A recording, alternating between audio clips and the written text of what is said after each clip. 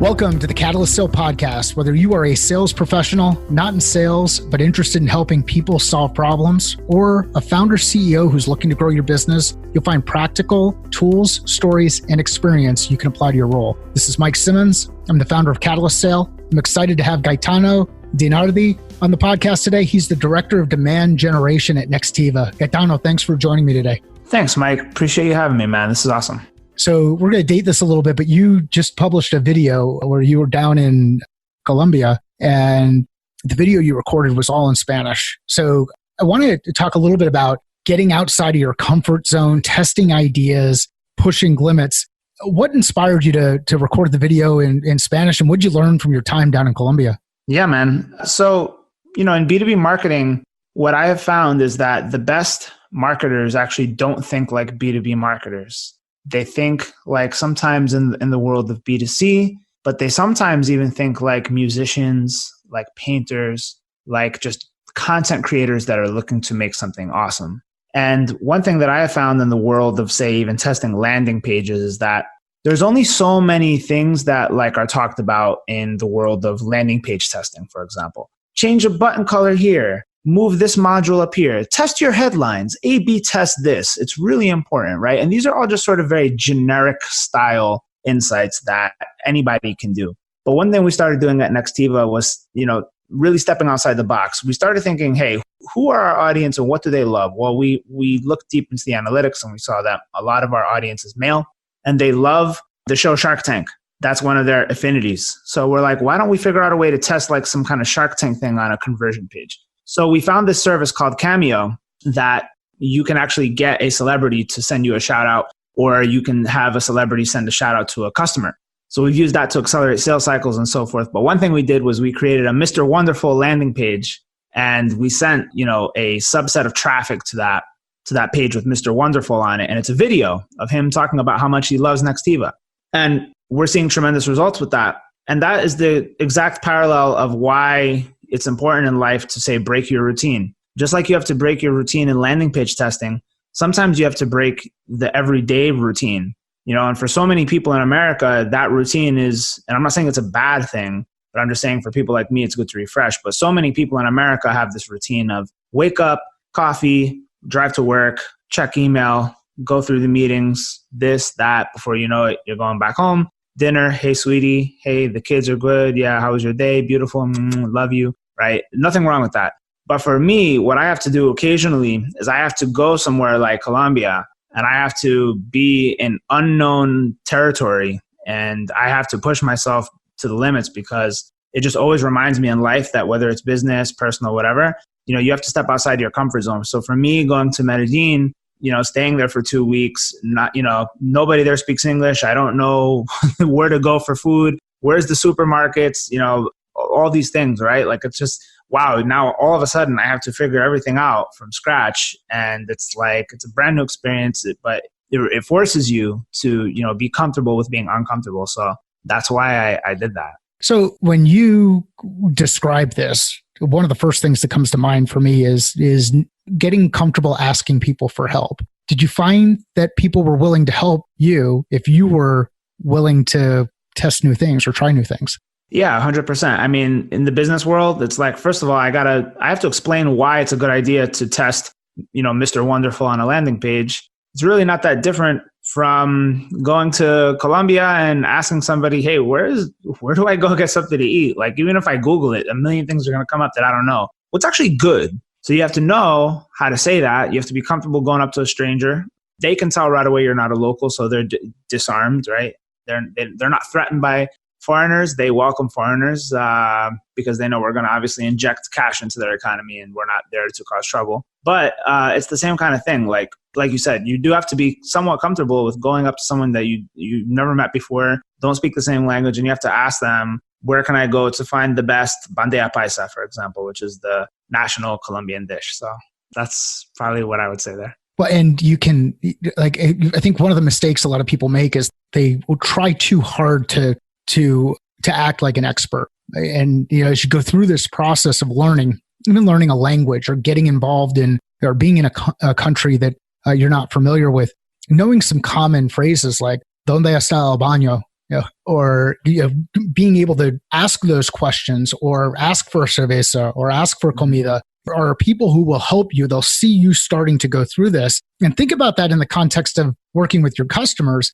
You go into a situation making a number of assumptions about what's happening inside their business. You're guessing. You can validate some of those things, those concepts with questions, but you're better off asking some questions to gather information from them rather than just guessing or assuming some things. What are some common mistakes that early stage companies make when it comes to marketing, or when it comes to amplifying a message, or it comes to some of the things that you work on when you're looking at new ways to generate demand in this space? Okay. Yeah, that's good, man. So for early stage companies, one of the biggest mistakes I see, you've heard of the classic product market fit. You know about that. But what a lot of early stage companies fail early on is something I would call product messaging fit, or even product channel fit. So for example, there are some things that just don't work well with certain marketing channels. And, an example of this might be, if let's say you're selling, I know you're in the learning and development space. So let's say you're selling like learning management software or learning management system software. And you say, I want SEO to be a really big part of this strategy. A really big part of our growth strategy is going to be SEO. And then what you realize is that, oh shit, the universe of search terms around this software is just so small. Like there's no volume here. There's very low volume. There's very few terms that people are actually searching for. And there's not much that I'm going to be able to do here to monetize search because the universe of basically discoverability is so small. So I have really not much way of even doing things like achieving statistical significance on landing page tests that are coming in from organic search, because the volumes are so low that it would take you forever to reach statistical significance. So there, automatically you have a situation of mismatch when it comes to product channel fit. And you may think that SEO is going to be a good play, but maybe it's paid ads, paid AdWords, right? And then you realize, well, shit, we're an early stage company. We don't have that much money. So that's not going to be a good channel either. So now what's left? Well, we can do outbound. We can do focus groups, right? We can do all these sorts of things, but that are not originally what we thought. So we actually have to be able to pivot now. And then if you're an early stage company, the other thing that you're handicapped with is you're kind of at the mercy at the skill sets of who you have hired on the team. So, if your, founder is a really strong SEO person, but not so good in, say, outbound sales, but you need outbound sales in order to accelerate this product channel fit, then you're going to struggle. So it all comes down to the skill sets you have on your founding team and the early hires with, a mix of product channel fit or product messaging fit. You got to figure that out.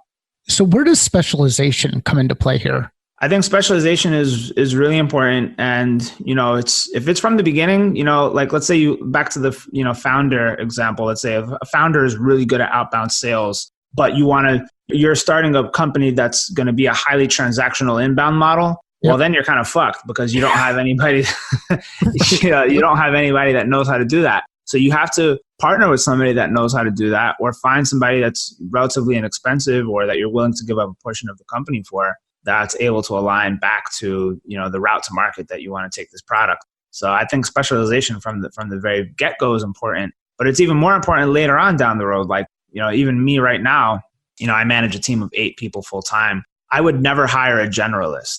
Like I just never would, whether it's the first person I'm hiring on my team or the 10th. I just wouldn't hire a generalist. I don't want jack of all trade marketers. I want somebody who's going to live, breathe, and sleep whatever it is that I'm hiring for. So if I'm hiring for email marketing, I want somebody who is, obsessed and passionate about email marketing. I don't want somebody that's like, yeah, I kind of like email marketing, but I like ads, and then I like writing, and then I like content. Ooh, video's cool. Like, yeah, I don't want somebody that's chasing every shiny new object. I want somebody that's going to be able to focus and just nail whatever it is they're doing. So that's how I feel about specialization. Yeah, it's funny what I hear people will say, like, oh, well, yeah, I'm a Jets fan, but I also like the Dolphins.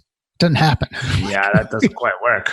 It doesn't quite work. So know what your passion is, know what your excitement is, know where you're going to focus that attention and do it really well. And I continue to struggle with this because I get excited about a lot of things, but there are a couple of core things I do really, really well. And the challenge that I think a lot of founders run into, especially when they're just going to market, is they start to squint and they say, well, yeah, we can do that, or we can solve for that problem. This is the same idea when you're talking about hiring that rep or hiring that individual expert inside the organization. If you're squinting to say, yeah, they kind of fit here and they can fit into dual roles, you're going to create risk for scope creep in these roles and they're pulled in different directions. And you're going to create even more risk in your ability to execute against your plans. Am I tracking right there? Yeah, totally. So when you think of, and you go through, you've done a number of different tests, and we'll include links to some of the podcasts that you've been on recently, where you get into some detail about a test that you did in one of the malls in Miami, where you went up and you actually asked people for time to pitch. And we'll jump ahead of break the lead here, so to speak. But who was the one person who actually okayed the pitch? Yeah, so I cold pitched in person probably 100 different people in one day. And 99 people said, hell no, get away from me. I'm totally uninterested. Who are you? No. And the one person that said yes was Santa. It's pretty awesome when you can find a Santa Claus out there who'll say yes to you. Exactly, yeah. I was just like, so if I can get Rudolph's buy-in throughout the organization, there's a good chance this deal is going to go through. And he was like, oh yeah, sure, totally. That is absolutely awesome. So we talked about product channel fit. What are some of the mistakes, when it comes to this product messaging fit that people make, common mistakes, and how can we test to improve our capability around improving that product messaging fit? Yeah, I mean, there are this is kind of a complex subject. I'll try to keep it as condensed as I can. But I mean, one of the common mistakes is just kind of going off of like a CEO's intuition of how the message should go, without actually validating that in any sort of way with, say, user testing or having like a customer advisory board or even just any kind of advisory board. Like when too few people are making such an important decision, what you have a tendency to see is sort of bias, because this product or this vision to the CEO or a founder or whoever is going to be like their baby. And what their vision of the problem that it solves for the customer, or how it solves the problem even more so, may be very, very different from the world of the customer or the world of the prospect. So one of the biggest things that I see a lot is just sort of a mismatch of like real world versus, CEO visionary world.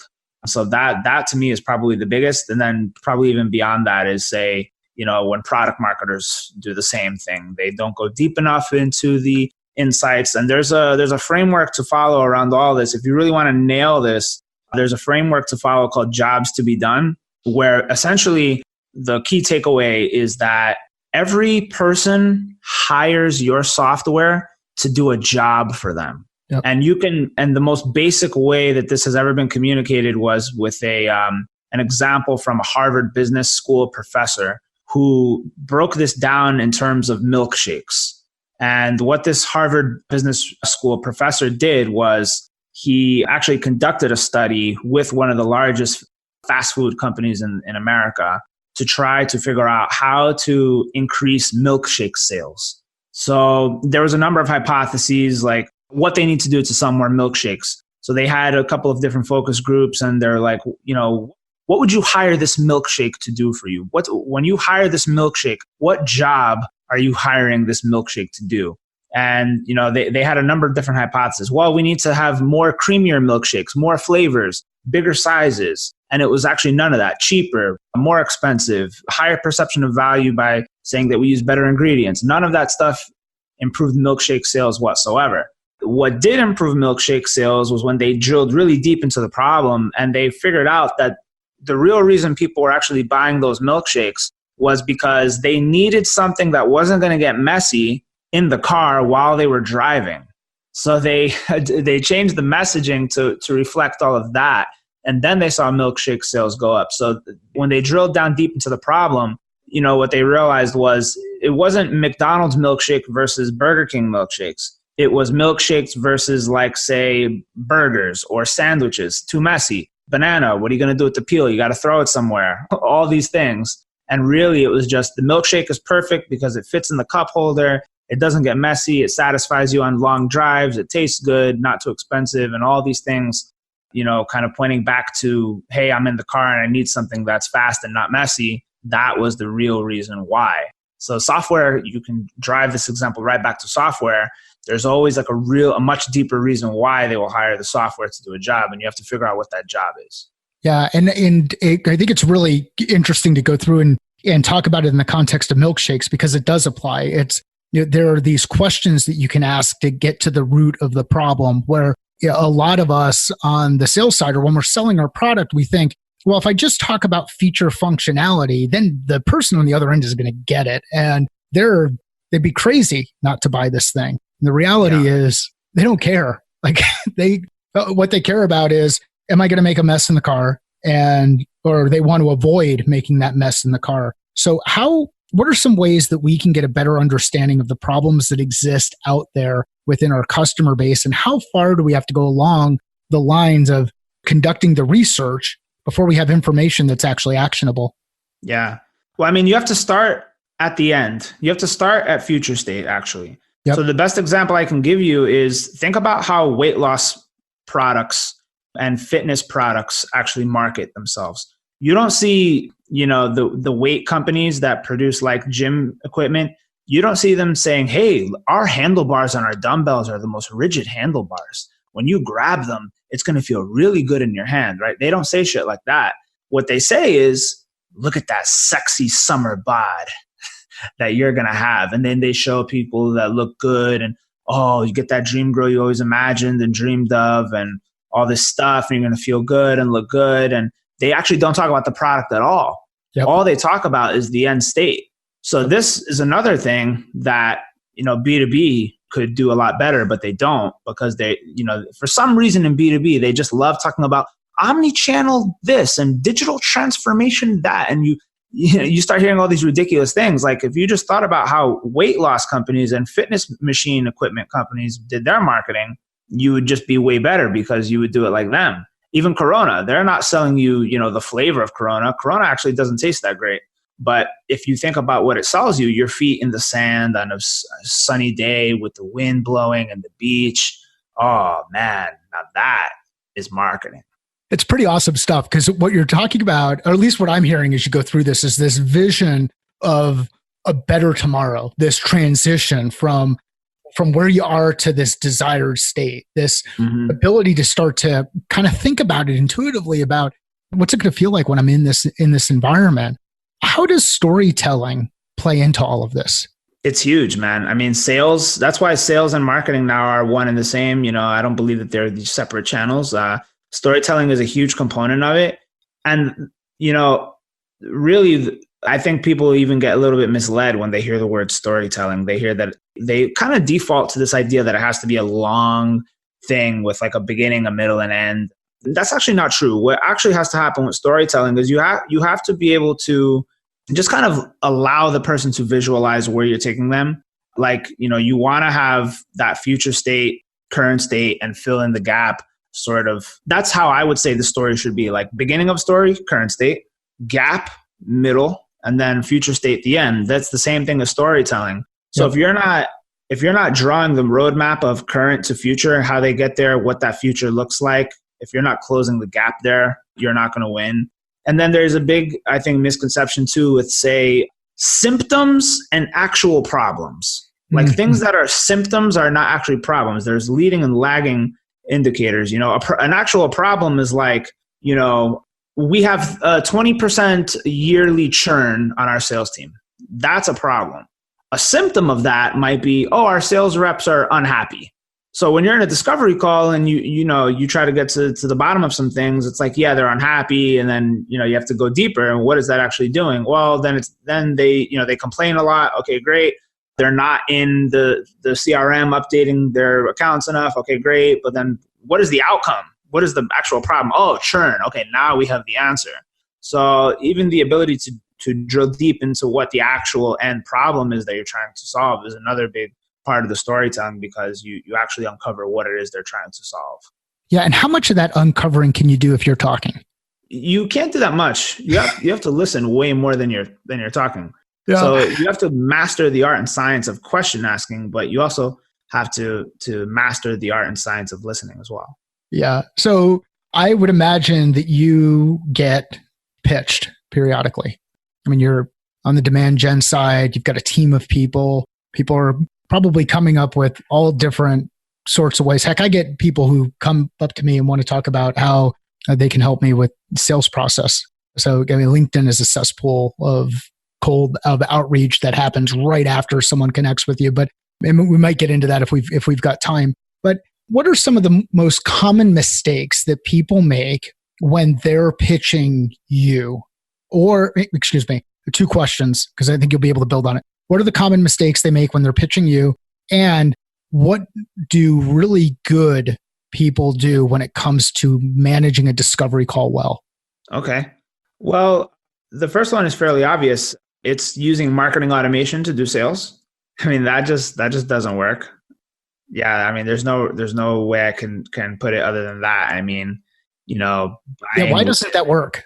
Well, it doesn't work because imagine this. Imagine you are walking around, let's just say hypothetically, you're walking around New York City and you are on 14th Street and all you see are stores that are trying to sell you chocolate cake.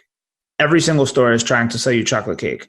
All of a sudden, you are no longer to tell the difference between any of these stores. Like they're all selling the same thing. It's chocolate cake, chocolate cake, chocolate cake, chocolate. They're all saying the same thing. Fudgier, creamier, delicious, make you feel good. Yep. That's why marketing automation doesn't work for sales, because it's all the same. So you start to see these, like when your brain starts to see, like when you're watching TV, what happens when commercials come on? What do you do usually?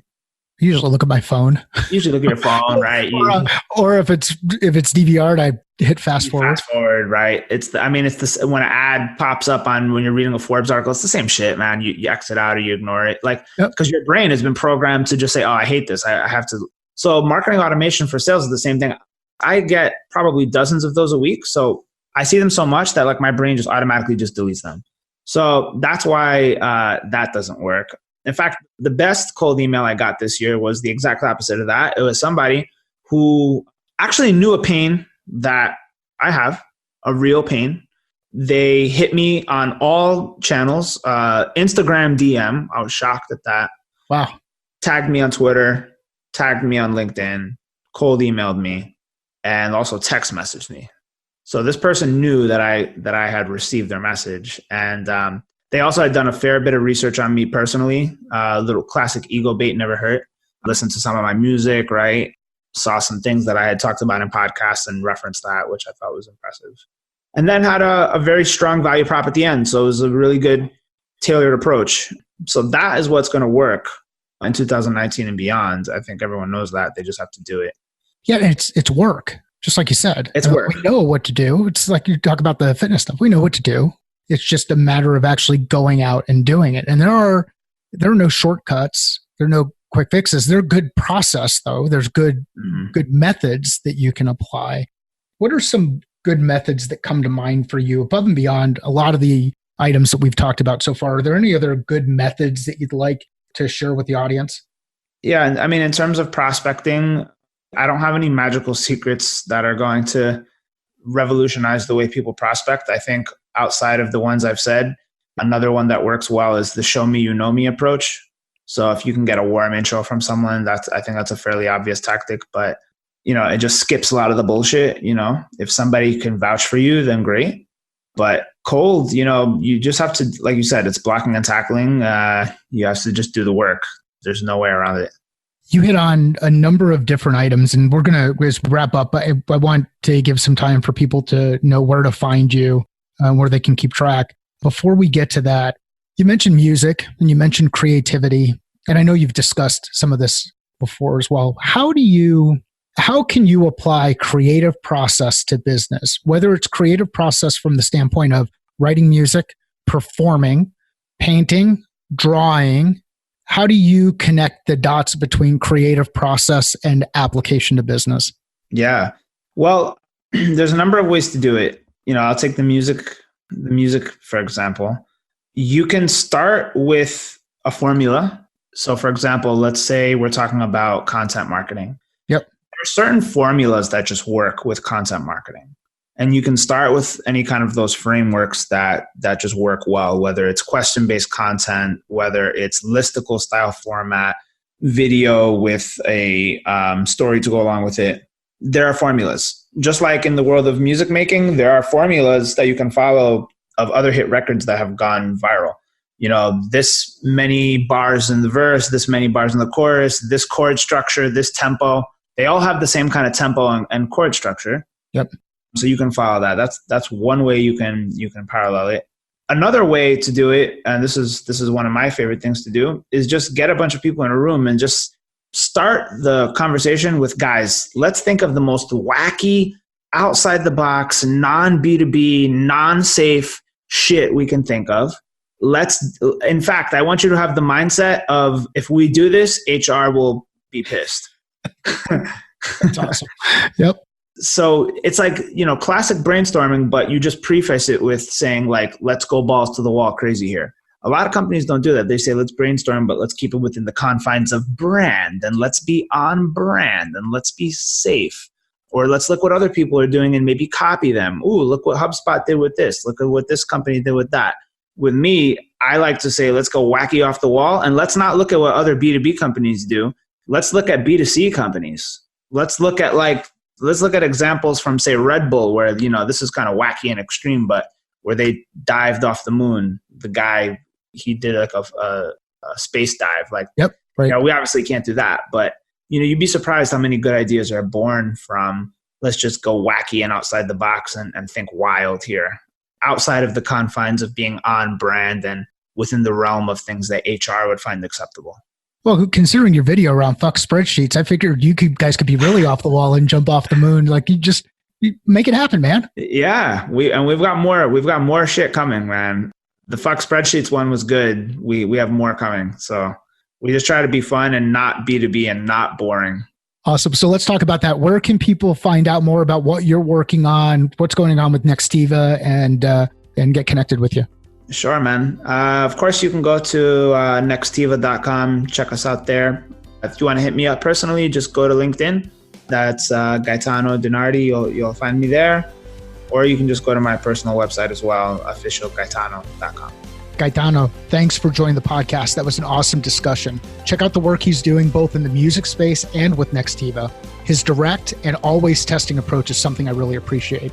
We'll include all links in the show notes. If you know somebody who'd benefit from hearing this discussion, please share it with them. Let us know via Twitter or LinkedIn. I'd like to hear how you're applying lessons learned and concepts discussed in your role today. Sales is a thinking process. How are you thinking differently about yours?